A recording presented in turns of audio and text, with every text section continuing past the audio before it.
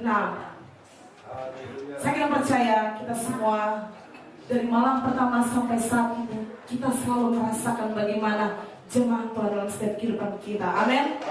Dan satu yang kita dalam kehidupan kita, motivasi kita adalah untuk kita dipenuhkan oleh Roh Kudus. Haleluya. Kita buka Alkitab kita yang terdapat di dalam Roma pasal yang ke-8. Roma pasal yang ke-8 ayatnya yang ke-13. Roma pasal yang ke-8 ayatnya yang ke-13. Yang sudah dapat mengatakan amin? Amin. Oh, masih belum ada yang dapat ya. Saya baca untuk kita semua. Roma pasal yang ke-8 ayat ke-13. Demikian firman Tuhan. Sebab jika kamu hidup menurut daging, kamu akan mati. Tetapi jika oleh Roh kamu mematikan perbuatan tubuhmu, kamu akan hidup. Lanjut kita buka di Galatia pasal yang ke-5. Galatia pasal yang ke-5 ayatnya yang ke-22. Saya akan baca untuk kita semua. Galatia 5 ayat yang ke-22. Tetapi buah Roh ialah kasih, sukacita, damai sejahtera, kesabaran, kemurahan, kebaikan, kesetiaan, kelemah lembutan, penguasaan diri. Tidak ada hukum yang menentang hal-hal itu. Haleluya. Puji Tuhan, pada malam hari ini saya diberikan tugas. Temanya adalah Roh Kudus penolong untuk mematikan perbuatan daging dan memberikan kepada kita buah Roh. Katakan amin. Amin. Haleluya. Pasal malam hari ini, ketika saya belajar tadi, bagaimana Roh Kudus itu sangat luar biasa. Seperti khotbah saya pada malam kedua. Roh Kudus, dan kita dipenuhkan oleh Roh Kudus. Roh Kudus mengubah setiap kehidupan kita. Amin. Sebagai anak-anak Allah yang ada, memimpin kita ke jalan yang benar, dan kita sebagai manusia harus betul-betul menguasai kehidupan kita dari perbuatan daging. Amin. Karena perbuatan karena ketika kita mengikuti dari Roh Kudus, menuruti dari Roh Kudus yang ada, yang kita percaya kehidupan kita akan selalu menyenangkan hati Tuhan. Haleluya. Pada malam hari ini, malam yang ke-6, bagaimana seperti yang saya bilang tadi, tema kita penolong untuk mematikan perbuatan daging. Nah, kita sudah berapa hari ini kita sudah mempelajari bagaimana Roh Kudus itu, penyataan Roh Kudus itu, dan perbuatan daging itu seperti apa. Amin. Dan saya percaya setiap jemaat-jemaat Tuhan yang ada, dari sekolah minggu kita sudah diajarkan bagaimana buah-buah Roh. Ada berapa coba? Ada? 9. Ada berapa? 9 buah Roh. Amin. Sekolah minggu? Amin. 9 buah Roh ya.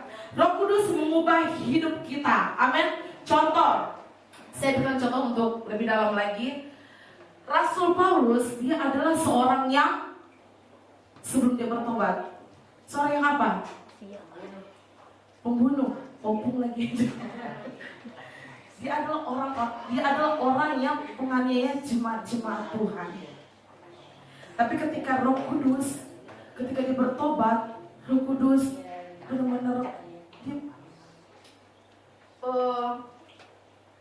gak bisa saya berkata-kata, itu sangat luar biasa ketika Roh Kudus mengubah seseorang ya. Rasul Paulus, Rasul Petrus juga, kita tahu bersama ya, Petrus ini menyangkal Tuhan berapa kali? 3 kali. Tetapi ketika dia bertobat, dia berkhotbah, berapa jiwa yang bertobat? Hah?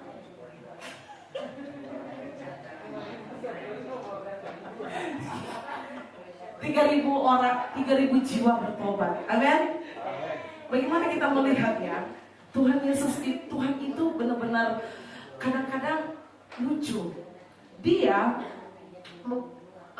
melakukan perkara-perkara yang besar, membuat orang bertobat itu ya harus bertobat ya, orang yang ngawur dulu. Dari orang ngawur baru ke dia, baru dia mengabarkan Injil, sehingga banyak orang yang bertobat. Karena apa? Dari kesaksian-kesaksiannya. Amin. Haleluya.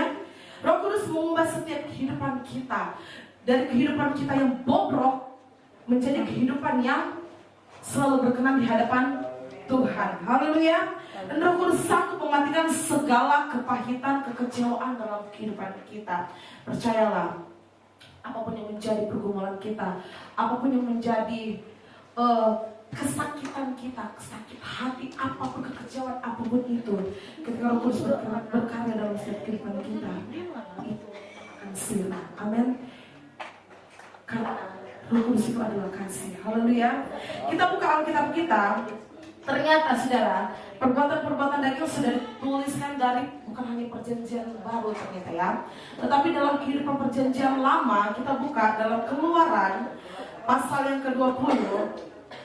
Bagaimana Tuhan sudah memberitahukan dalam setiap kehidupan kita pada waktu itu bangsa Israel, bagaimana kita harus mengikuti akan perintah Tuhan. Keluaran 20 ini menceritakan apa ya? Ke-10 firman. Haleluya. Kita buka di dalam Keluaran 20 ayatnya yang pertama sampai ayatnya yang ke-17. Saya mau lihat nih sekolah minggu di sini nih. Kalau saya banyak jawab mereka, pintar mereka sekarang. Joshua, baca di ayatnya yang Joshua dari ayat yang pertama sampai ayat yang ke-5. Terus Abang Tora ayat yang ke-6 sampai ayat ke-10. Terus Sean dari 11 sampai ayat ke-17. Sean yang sembunyi kau. Gak ada. Ayat dari Abang Joshua ayat pertama sampai ayat ke-5. Keluaran 20.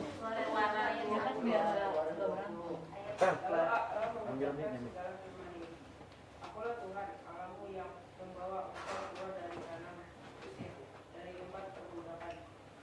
Jangan ada padamu Allah lain yang berharap. Jangan membuat beliau yang apapun yang ada di langit, di atas atau yang ada di bumi, di bawah atau yang ada di dalam air.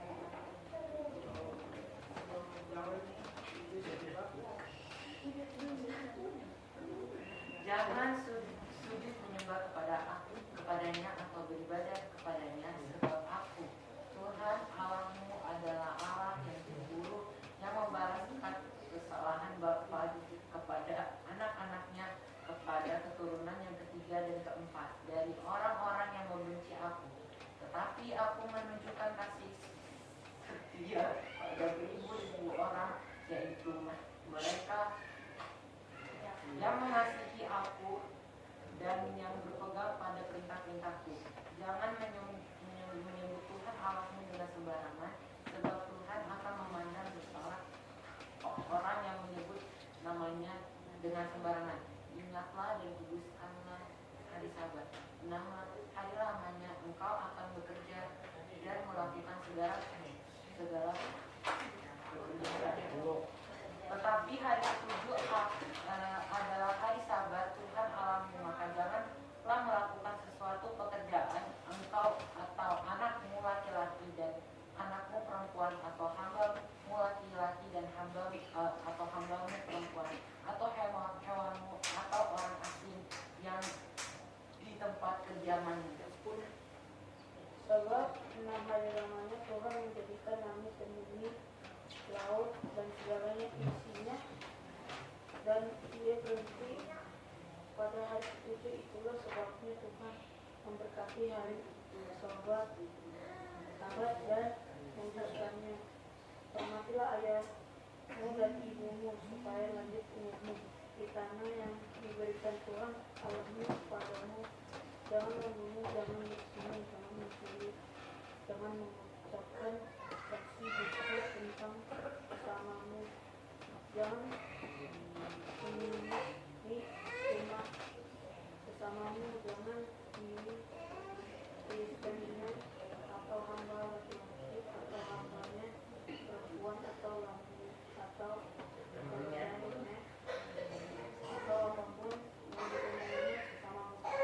Haleluya. Kita sudah ya. Ini dari perjanjian lama. Bagaimana ke-10 firman ini Tuhan katakan kepada bangsa Israel pada waktu itu. Karena kita tahu bersama bangsa ini adalah bangsa yang tegak tengkuk. Amin. Pas malam hari ini kita harus belajar bagaimana kita tidak lagi diikuti kemauan dari perbuatan-perbuatan daging. Amin.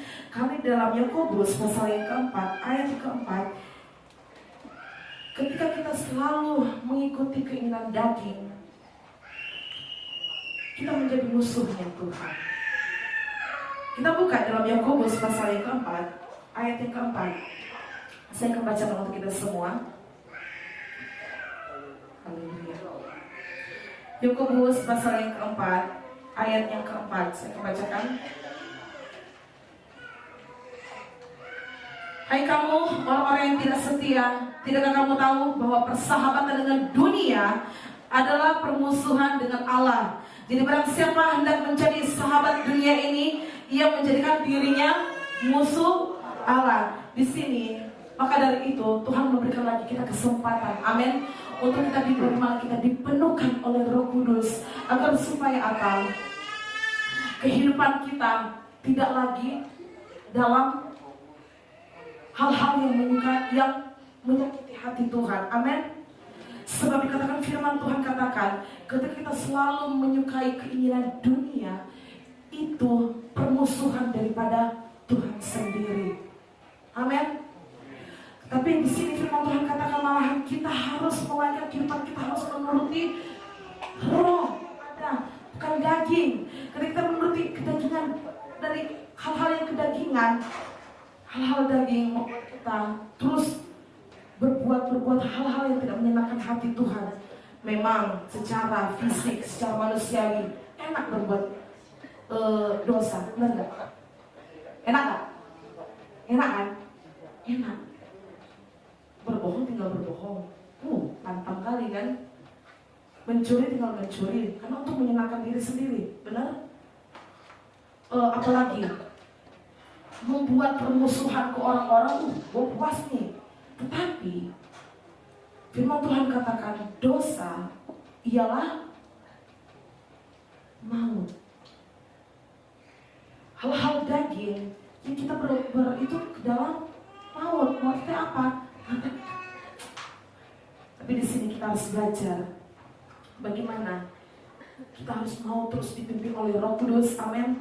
Karena Roh Kudus itu adalah penolong dalam setiap kehidupan kita, mematikan perbuatan-perbuatan daging, amin, dan menuntun kita dan memberikan kepada kita buah roh. Haleluya. Dan kita harus ingat bagaimana keinginan daging adalah maut. Di sini di Roma pasal yang 8 tadi ayat yang ke-6 juga sudah ditulis di situ. Roma pasal yang ke-8 ayat ke-6 saya akan baca untuk kita semua.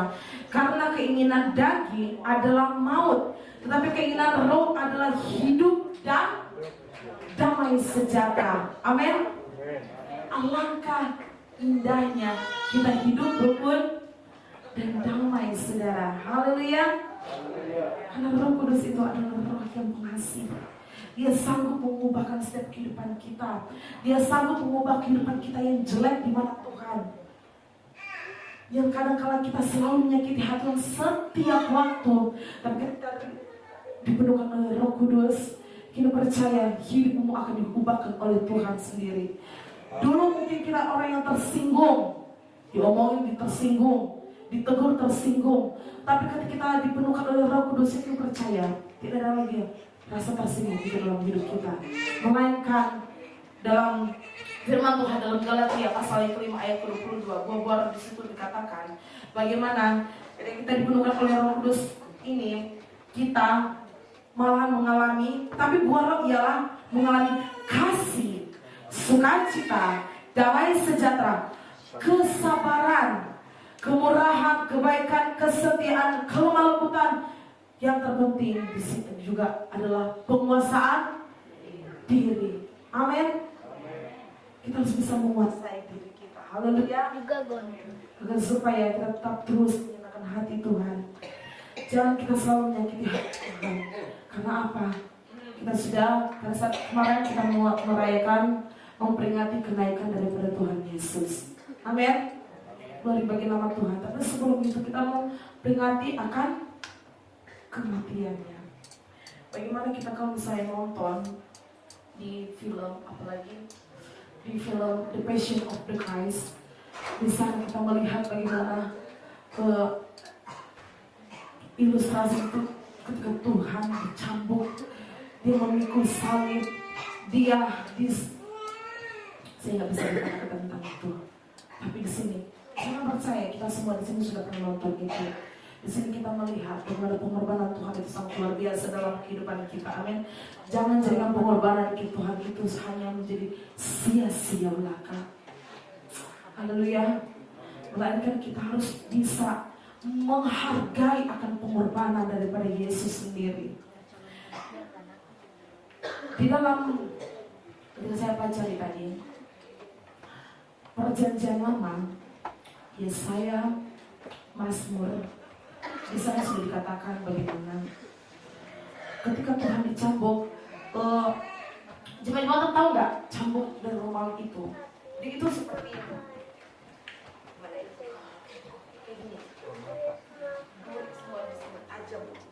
Ketika dicambuk ke sini, itu bukan hanya, tapi daging itu terlepas-lepas. Dan dalam Mazmur pasal ke-22 dikatakan bagaimana tulang-tulang itu kelihatan.